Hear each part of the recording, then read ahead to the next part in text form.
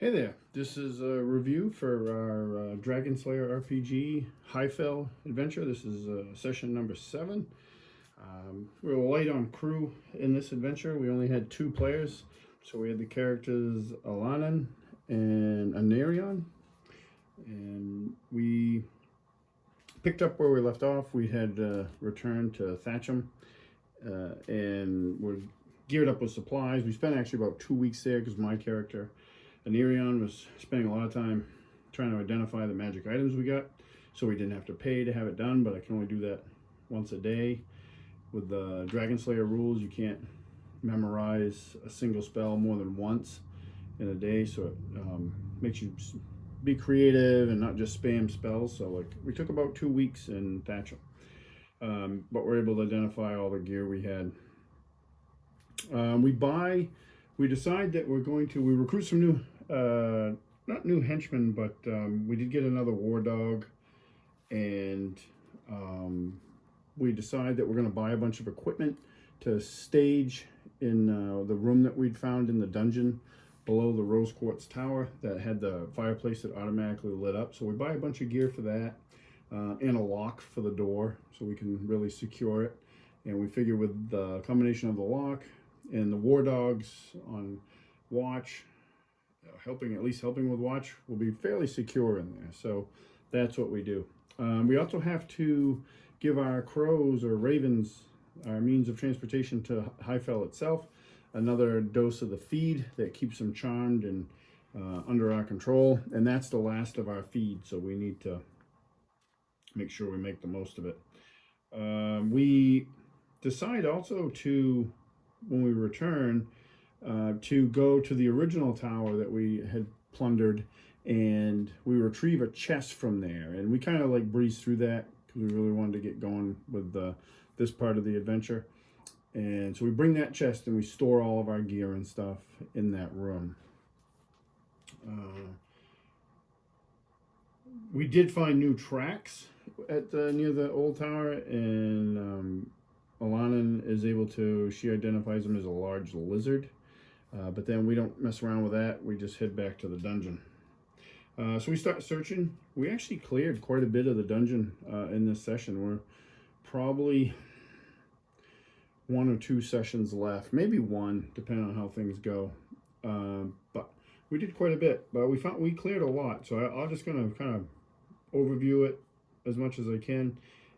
We did find an interesting room that had pipes with steam in them coming up out of the floor. Some of them were broken, and we weren't even not sure what very technologically advanced, but we not sure if this was like a bathhouse or whatever it was, but it seemed like it acted as like some sort of plumbing.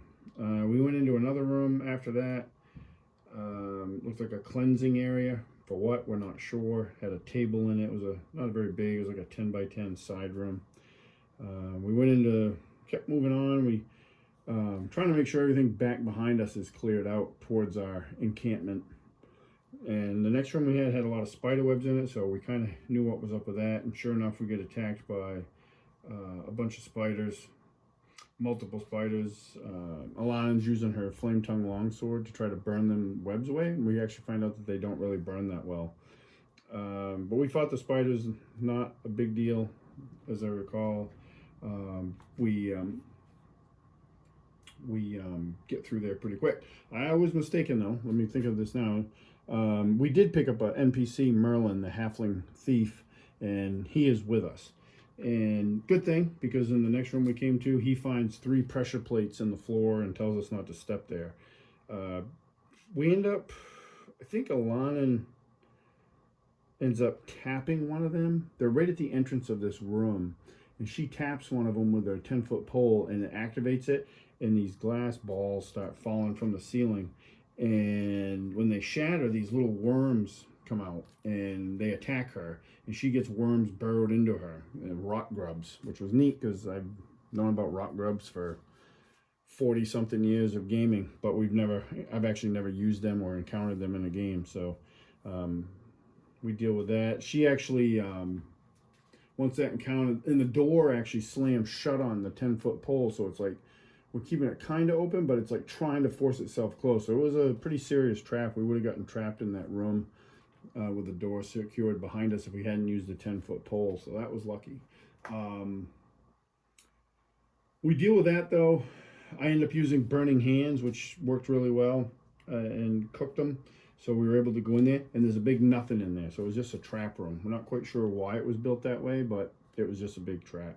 Alana has to use her flame-tongue longsword to like sear her wounds where the rock grubs burrowed into her, and that actually lowers her charisma by a few points because now she's got these scars. We give her a healing potion to heal up, so I think it's going to be ruled that those scars will eventually go away, but for right now, she got a diminished healing, diminished charisma. Nothing of value in there though. We end up moving on, get a small room, and it has a pad on the floor similar to the one we had found before that had the green slime above it that we didn't mess with. This one though, I studied. My character is a wizard, magic user. He studies it for a bit, and he believes that this pad doesn't like lead you somewhere else if you step on it. Like if you know how to activate it, it somewhere else is going to send you to here, to this pad. So we don't mess with it, but we also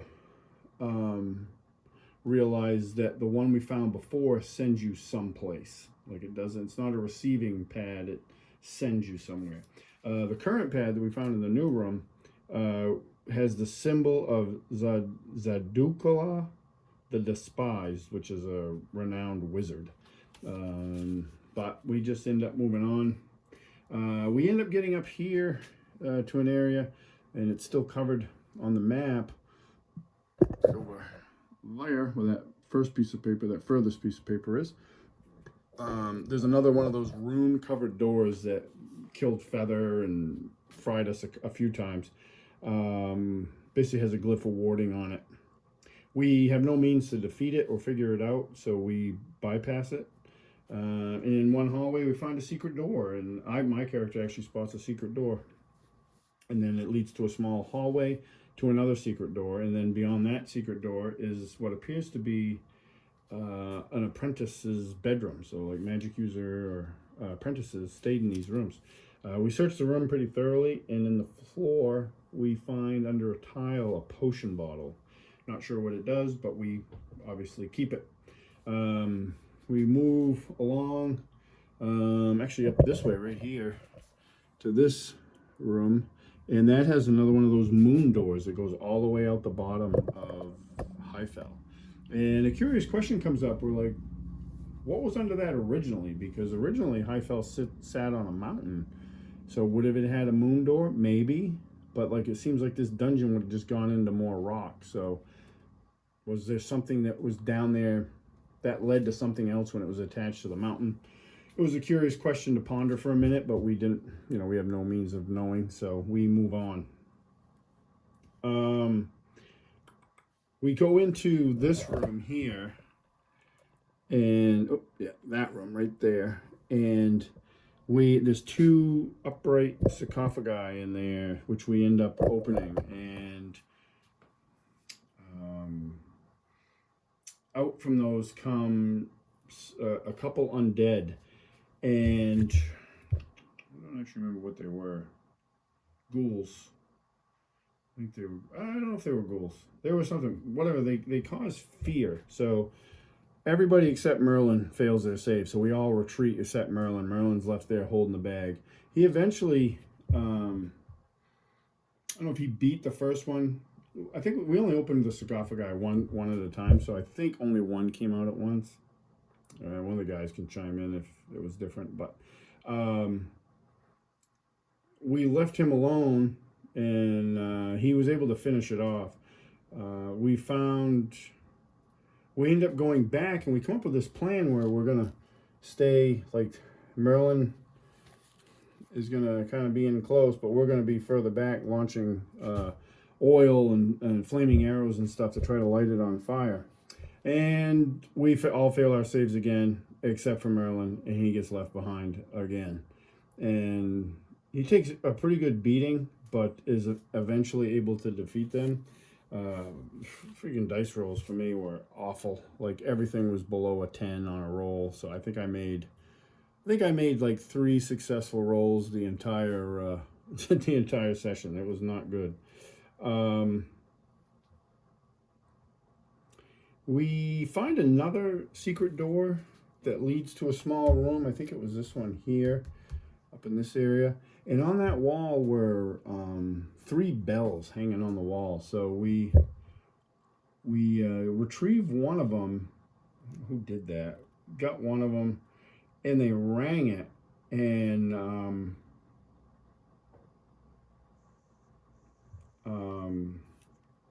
it was like a whole person spell was cast on him. So we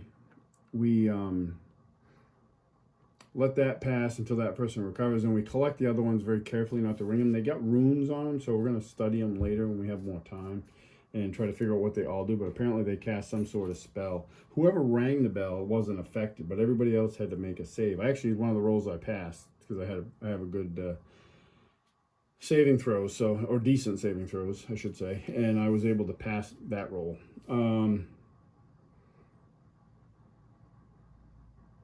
We push on. We're almost towards the end of the session. We push on. There's a room with 6 statues in it, and there's statues of Dogma and Archantrell. Archantrell is the goddess of magic. I'm not familiar with Dogma in the setting. Merlin, looking around though, because the statues of Dogma and Archantrell have gems in the eyes, so he goes to retrieve those. He gets up there, and they're like, "Oh wow, these are like worth a lot." And one of the other statues falls on top of him, and it also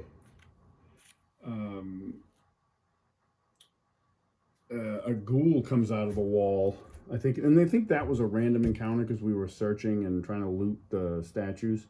So a ghoul comes out, and it seems to focus on Merlin this time, and he gets paralyzed, and it just gives him a pounding. He didn't die, but he was pretty hurt. We saved him, so he considered that even when we had left him before. Like my character, I know I can say my character felt bad about it.